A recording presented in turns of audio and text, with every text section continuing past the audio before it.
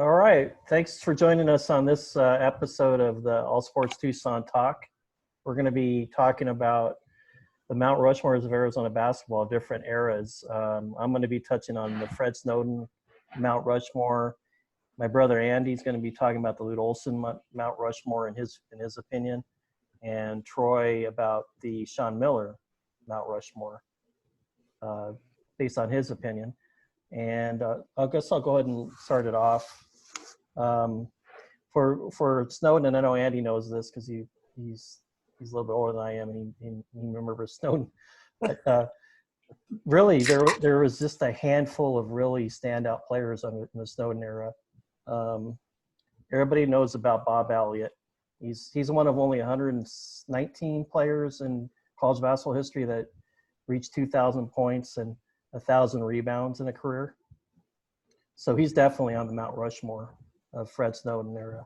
Bob Elliott, Eric Money, and Keneal Norman.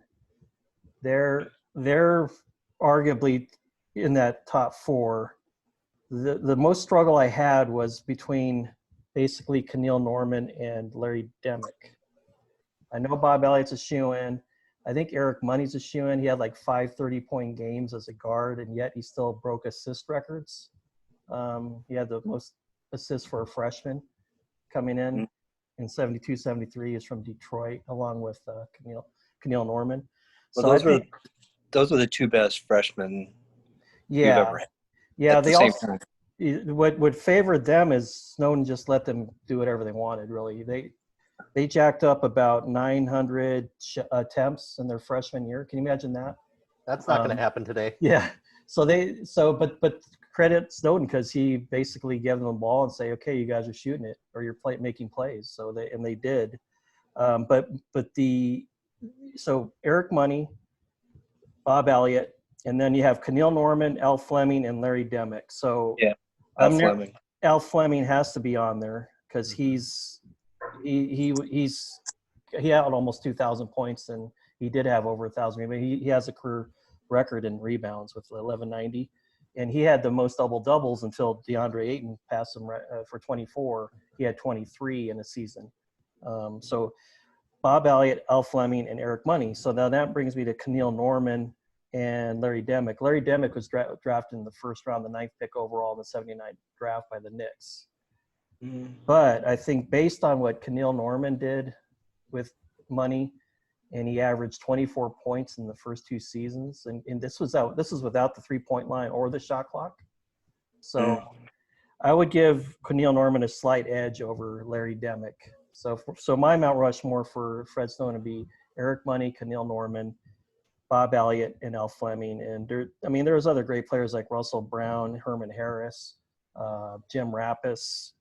Yeah. There was some great players, but those 4 stand out to me the most. Again, Eric Money, Keneal Norman, Bob Elliott, and Jim Rappas. And Al Fleming. Sorry. Doesn't Popcorn hold the all-time points in a game for Arizona? He actually, Ernie McRae does. He had 46 back in the day. But I think he had 37 points as a freshman, and so did Eric Money. Mm-hmm. So they scored at will, and they made plays. For other players. Al Fleming was on that recruiting class. Jim Rappas.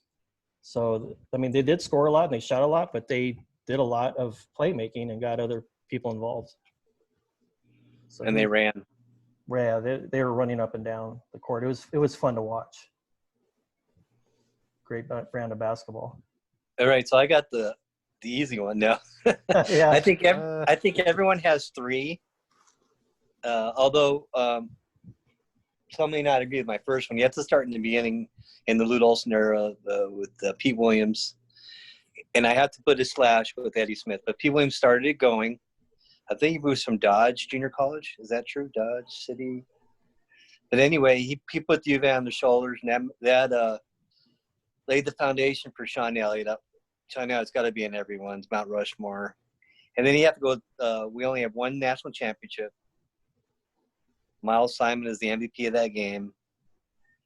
So he's got to be on the list over Mike Bibby.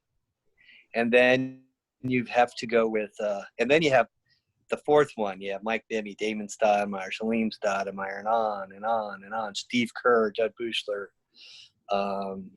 And I decided to go with Damon because of the Final Four, I believe 2 Pac-12 championships, 3 All-American nods. So I'm going to go with Damon. And it was very difficult, very difficult. Oh, yeah. Mike Bibby is arguably the best high school player ever in Arizona, best high school career. But the body of work, you have to go with Damon, I believe. And the other, Pete Williams probably debatable by a lot of people, but if you were here, you knew that what he meant to this program. And then obviously Shawn Elliott and Miles Simon. So who are your 4 again? Pete Williams, Shawn Elliott, not in order of importance, order of Miles Simon and Damon Stoudamire. Yeah, the Pete Williams, people forget that Lute Olson said that he was his best rebounder that he coached, and that was his first recruiting class. He manhandled AC Green. AC Green couldn't guard Pete Williams. AC Green couldn't score on Pete Williams. But the luck of the draft, AC Green went to Lakers, and Pete Williams, I believe, went to 76ers.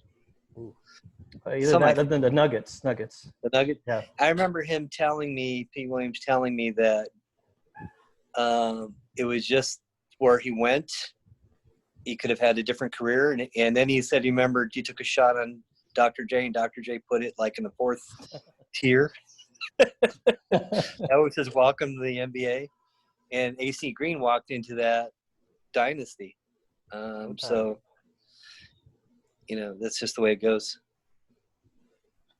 Okay. I'm writing Shawn down the Elliott. names. Shawn Elliott, obvious. Yeah. And then Miles Simon, our only championship MVP. Okay. Which gives him the nod over Bibby, who was on that team, and then Damon Stoudamire. That's a tough one. Players. Those are tough. That's a tough choice. Because I get what you're saying with Pete Williams, but you look back at Steve Kerr and just the impact not only on the court but in the community, and it would be hard to leave him off. Post, Steve Kerr is definitely on there, but I'm talking about during the Lute Olson era, and it's hard to for people. It's very difficult. Lute Olson himself is on the Mount Rushmore. Well, yeah, as a coach, and that takes a spot away. So Well, I had the privilege of doing Shawn Miller's era, and when you look at Shawn Miller's era and the situation he walked into, Arizona basketball wasn't sitting pretty. They had 2 interim head coaches in Kevin O'Neill and Russ Fennell.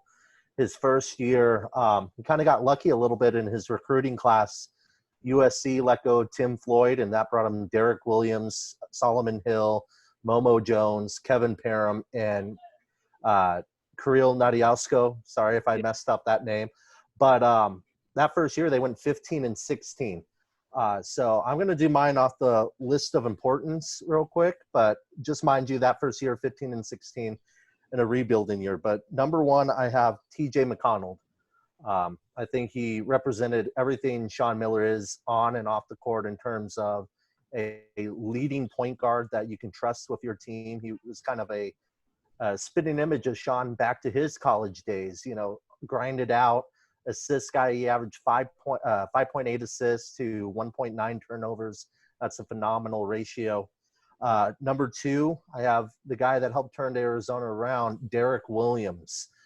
People say, he was a one-year wonder, but you go back to his freshman year, he averaged 15 points a game and won Pac-10 Freshman of the Year, shot over 50% from 3 for his career, 58 that magical season, his sophomore season, and led Arizona to a shot within the Final Four, actually 2 shots of Jamel Horn makes it or he makes it. They're going on to the Final Four, and who knows what happens.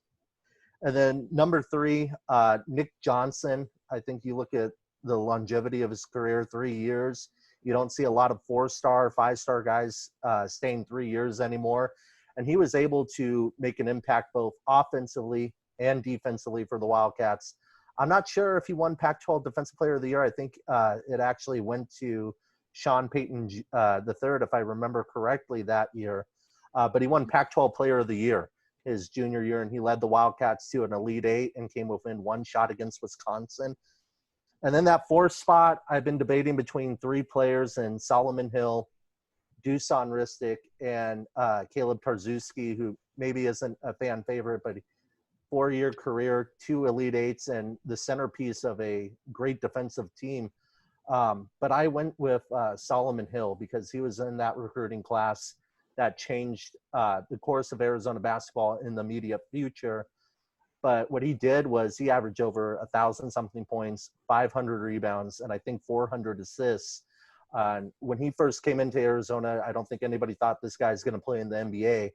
And him and Miller helped turn themselves into a first-round draft pick. He was drafted 23rd overall to the Pacers. And, you know, he was able to get to an Elite Eight and a shot within another Elite Eight. So I think he deserves to be on that list. Oh, Yeah, so the narrative that Shawn Miller doesn't turn out NBA players is ridiculous. Yeah. I think people tell themselves that, so then they look for excuses to make it true when it's not true. Mm-hmm. Or development. I mean, when you look at Caleb Tarczewski, the guy wasn't very good his first year. His sophomore season, he averaged 10 points a game and 5 rebounds a game. So, yeah.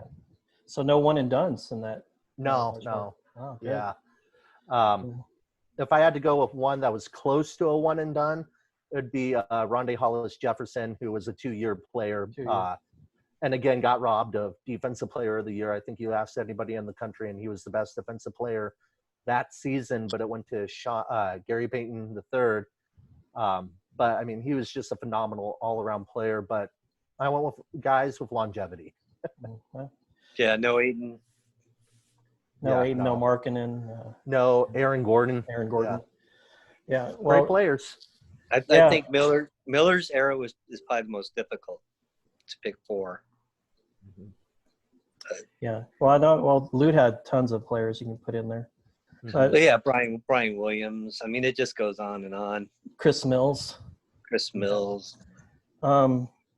So what we have is for Fresno and Bob Elliott, Al Fleming, Eric Money, Neil Norman. For Olson, Sean Elliott, Pete Williams, Damon Stoudamire, and Miles Simon. And then for Miller, Mcconnell, Derek Williams, Nick Johnson, and Solomon Hill. So that's the Mount Rushmores we have for those 3 coaches. Okay, so like out of those 12, how would you pare it down to a Mount Rushmore? I think Sean Elliott. Well, Sean Elliott. I think Sean and Bob are both on the Mount Rushmore. Sean and Bob, definitely. Okay. But anybody in the Shawn Miller era that deserves it? No.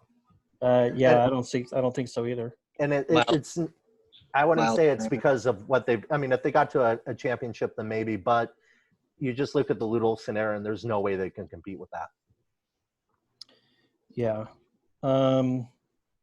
What about Damon Stoudamire? Yeah, you would have to put him on there, just for what he did. Got him to the Final Four with Glid Reeves, a playmaker. Oh, there's another player, Glid Reeves. Yeah. I mean, you guys disagree on that? No, I Damon think that's Stoudamire. fair. So then, who does that leave us then with the other one?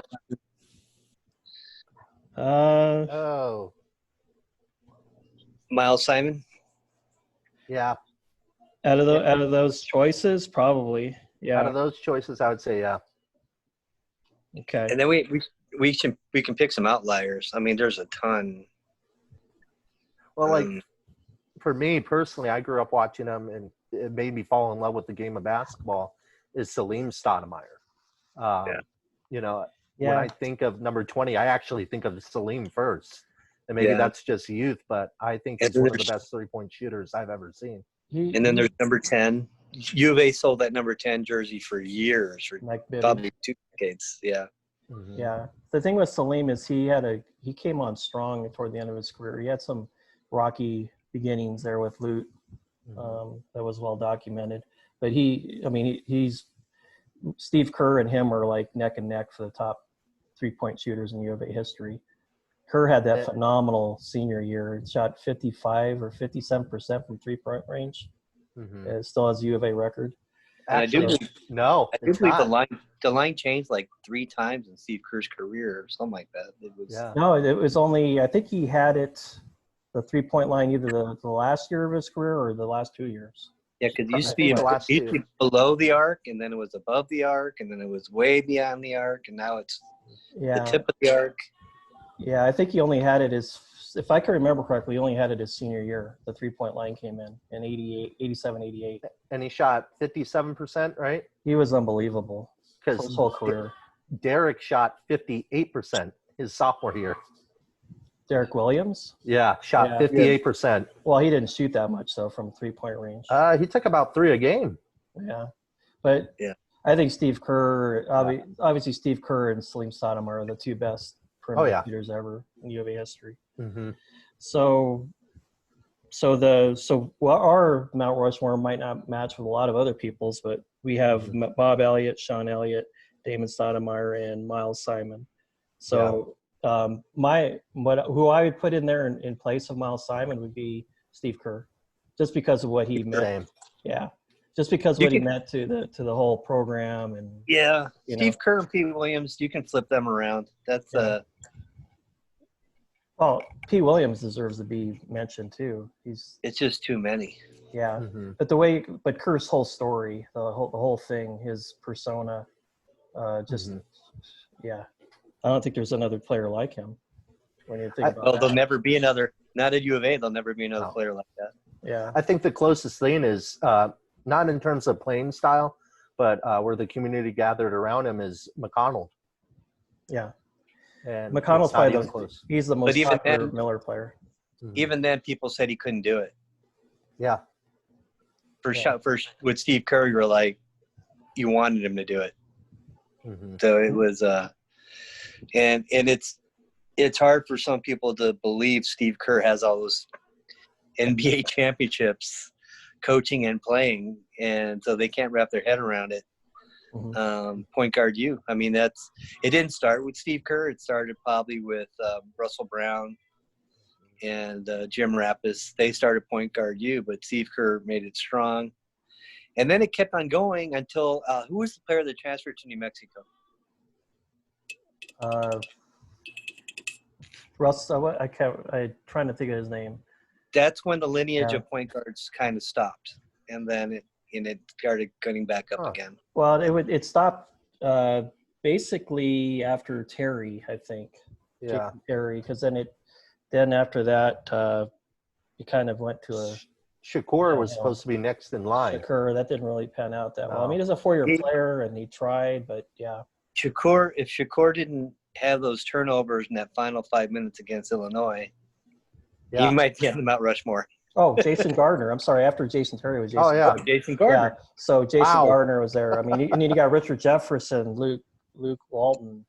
Yeah. And Michael Wright. All those guys deserve consideration. In my opinion, that might be the most talented team Arizona's ever had. When you look at it from top to bottom, the talent, that 2001 is talent-wise, that was the best team. Mm-hmm. I think that the 88 team's the best story because of players involved, and it was the first Final Four team. But talent-wise, the best team was 2000. And then who's the one that had all those block shots? Woods. Yeah, Lauren Woods. And Channing Frye. Channing Frye. Yeah, so that was Channing Frye came after that. He was. Yeah, but but he had a lot of blocks. The Mount Rushmore would have like 50 heads on it. I mean, I think like the NBA decided to do the top 50 or 100 now. I think that's probably what you're gonna have to do with U of A is probably like 25. Right. Because I think even when we decided to do the Mount Rushmore for women's athletics, that was too difficult. There's just too many. Mm-hmm. It's like, how do you pick the top 4 Duke players? I mean, it's the same situation. Yeah, to me, I think that there's 3 obvious ones: Bob Elliott, Sean Elliott, and Damon Stoudamire. And then you can make an argument for somebody else in that 4th spot. And you know what? You say Bob Elliott's an obvious one, and I do agree with you. But I think for a lot of fans nowadays, my age growing up, or even some journalists covering it, I don't think they would have Bob Elliott on there. They don't know who Bob Elliott is. I don't think they know who he is. Or they don't know how important he was. I remember talking to someone, and I'm not going to say the name. They're doing a like an all roster, Arizona basketball, and they asked me who would you have at center, and I said probably Bob Elliott. And I think you were there too, and we both said Bob Elliott, and they go, well, what about Aiden? Nah, Bob Elliott versus come on. versus Ayton, no. Yeah, no, and I think they went with Rooks, which Rooks played what, center or power forward? He was Kind of like a mostly combo. a center. Yeah, I mean he played alongside. He played in that Tucson Skyline. Mhm. Yeah. with Ed Stokes and who was the other guy in that? Well, Lute Olson had a lot of 6'8" Brian Williams. guys. Brian Williams. Yeah. Mhm. He had a lot of 6'8" guys that played like they were 7 foot, Yeah. and that hurt him in the next level. Yeah. There was no way Wright at 6'6" or 7 or 8 or wherever he really was going to dominate in the NBA. But he got the most out of him in college. And also Ron Era. I think they would have done better in this generation. Oh, Right. what about Khalil Norman, Eric Money playing for Lute Olson? I mean, Oh, they that would would have been. they would have that would have been something else. Mm-hmm. Because Lute like that transition game, his teams averaged in the high 80s or 80, in the 80s. So I think they would have improved under him. And one name we didn't mention, and I don't know if he played. No, he was the off guard at Arizona. Was Gilbert Arenas? Mm. I mean, he was phenomenal in the NBA. You could argue he had the best 3-year stint. When he was at his height, that's the best NBA player Arizona's ever produced. Yeah. Well, if you asked Jim Roswell who would be on the Mount Rushmore, he would put Brian Williams. He speaks every time I talk to him. He always brings up Brian Williams about how much of a freak athlete he was. He was dominating. Yeah, if you look at some of the games that he had against some really good teams, yeah. His dunk against BYU is one of the top 10 dunks, I think. Didn't he take it to Shaq? I think Sean Rooks did here. Sean Rooks got a good piece of Shaq here, but over there in Baton Rouge, it was all Shaq over Rooks. Yeah. But Rooks deserves mention too. He's and then gosh, it just slipped my mind. He hurt his pelvis in the NBA. He has like long hair now. Gosh. What position did he play? When he was a freshman, he should have taken the shot against ASU, but remember he had that great game against ASU? It'll come to me once we get off. Who's he? What position did he play? He was a guard, off guard. Lute Olson. Lute Olson? And he had long hair? Now he has long hair. It'll come to me afterwards. Someone probably out there Michael knows. Dickerson? Michael Dickerson. Yeah. Yeah, it's another one. Yep. I think he's still getting paid. He had one of those great contracts. Yeah, but we can talk about this for an hour. I mean, it's the amount of talent that Lute Olson had, and you notice that we're talking mostly about Lute Olson's players. So it's I wish like people your age, Troy, or younger would know and appreciate some of those older players, and I wish there was video out on them. Some of the games that Al Fleming had were amazing. He averaged double-doubles his career every season. I mean, how does that happen? So I think he should be in the Ring of Honor, or maybe even have his number retired. I know that Bob Elliott wants it. Bob should have it. Or Bob should have his too. Bob Elliott should have his number retired, and Al Fleming should have his name in the Ring of Honor. Mm-hmm. That's what should happen. You're talking about the second all-time leading scorer, and he's not up I don't there. know. I don't know what it takes these days to Well, you have to be like a player of the year, a national player of the year. No, or an All-American. But like Paul Robinson, Rookie of the Year in the NFL, not on the Football Ring of Honor. He qualifies. It's just, I think you have to know the right people to get in there. Well, like David Adams, his name isn't in the Ring of Honor for football. He had a really good Arizona career. But it's 10 years. 10 years or All-American or something like that. There's there's like a paragraph with criteria, and I think they changed it for Mike Dawson, didn't they? They let him in. I'm not sure, to be honest with you, but yeah, I don't know. And nothing's budged on that with Bob Elliott getting his number. I know that's been talked about for like at least 5-6 years. I interviewed him at the Pac-12 tournament like 4 or 5 years ago. The guy was in tears saying how much he should be his number retired, and it's still not done. So we'll see if it ever gets done. But anyway, did you guys have anything else to add on this Mount Rushmore? No. No, I think we got it. I mean, I think it'll be interesting if we do a coach's Mount Rushmore for the university itself. Oh, well, we already know who's going to be on it. I already three know of them. I already know. Yeah, at least three of them. Yeah. Yeah, the fourth one might be hard. Yeah. So, okay, well, that'll be a different show at a different time. Okay. All right. Well, thanks for watching, and we'll hopefully see you guys soon. right. Thanks a lot, you guys. Take care. Have a good one. Bye.